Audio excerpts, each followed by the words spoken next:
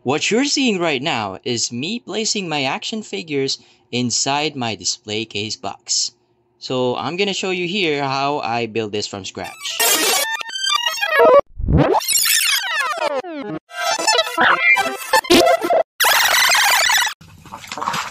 Yo! What is up guys? Sa wakas, dumating na yung in-order natin na acrylic box.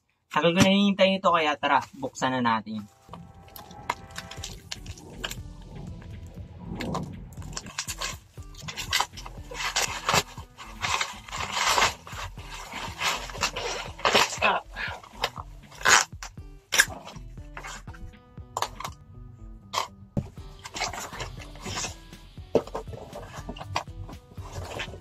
Okay guys, so ganito yung itsura niya sa loob.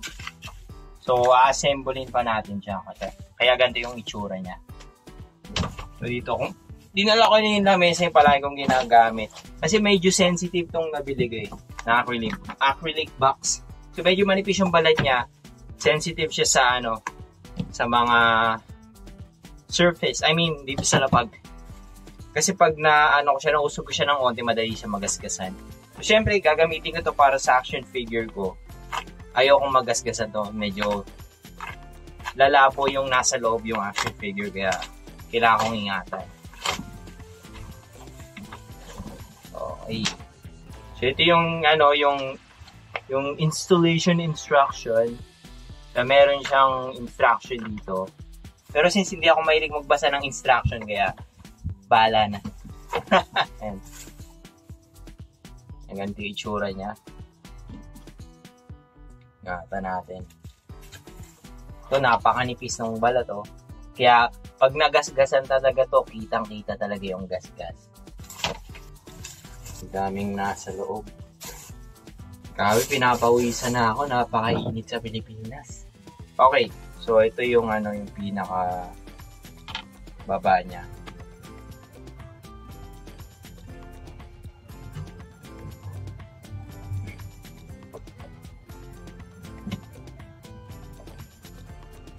Tama nga ako, ganito siya pag ilalagay.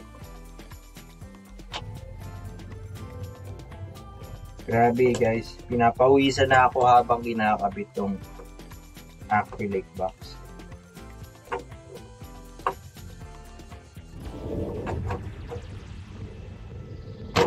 Yun, pasok!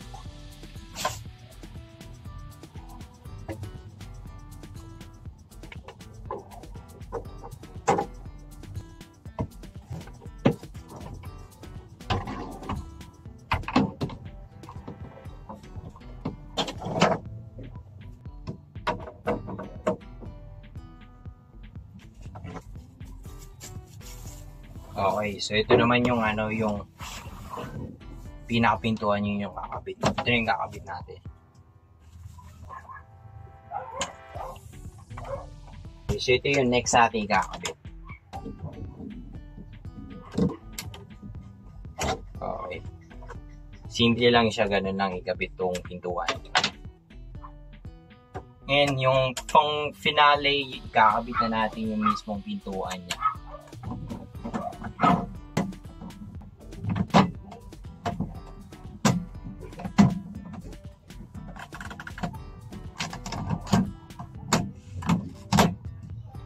Okay, so wakas na-assemble rin natin. So, ganito yung itsura niya pag tapos na siyang assemble.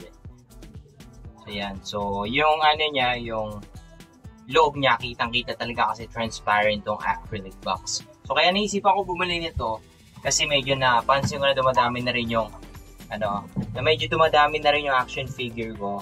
Kaya kailangan ko ng proper place para ilagay yung mga action figure ko. Kaya naisipan ko bumili nitong acrylic box.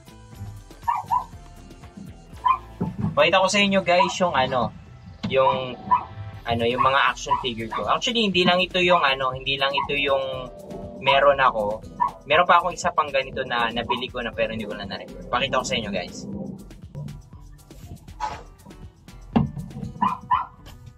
Okay guys, so ganito yung itsura mismo ng acrylic box. So, ang ganda tignan nung yan yung mga action figures ko. So, medyo napukumpulan na sila dito sa loob. Kaya, pumili na ako ng isa pa. So, tanggalin ko yung lamesa para makita nyo pag inassemble natin. Kasi, na-assemble tong dalawa. Itong dalawa kong nabili na, na acrylic box. So, pakita ko sa inyo paano assemble ito. Ito yung yung sinadya ko na para ilagay sa baba. Tapos, itong bago kong bili, ito yung ipapanig natin. Ayan. So, since meron naman siya ditong siya na yun. Dito sa pinakataas niya kung makikita nyo, yung i-zoom in ko, meron ditong pangkapit para hindi siya matatanggal. So, ikakabit ko lang dito para magsama silang dalawa. Ayan. So, ganyan yung itsura niya. Wait lang, kabit ko lang. So, ganito guys yung itsura niya pag magkatabi na siya. Pag magkabit na siya. Ayan, so ganito. So, pwede rin naman siyang pahaba, pero gusto ko muna pataas. Tapos, pag medyo mataas na, tsaka ako may isipan na gawin naman silang pahaba. Ay, hindi siya madali, hindi siya mahirap buksan. So, kailangan lang natin lalayan kasi baka bumigay itong pinakabukasan sa taas.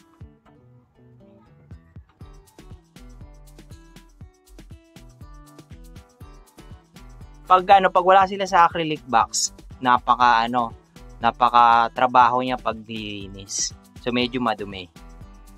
Ayan guys. So, ganyan yung itsura niya. Tapos ko i-assemble. So, para maganda siya tignan, maganda siyang ilagay sa sa kwarto ko. So, habang dumadami yung yung action figure ko, bibili rin ako ng maraming acrylic box para maganda yung itsura niya tulad nito. So, guys, what do you think sa nabili ko na acrylic box? Yung design niya, okay ba?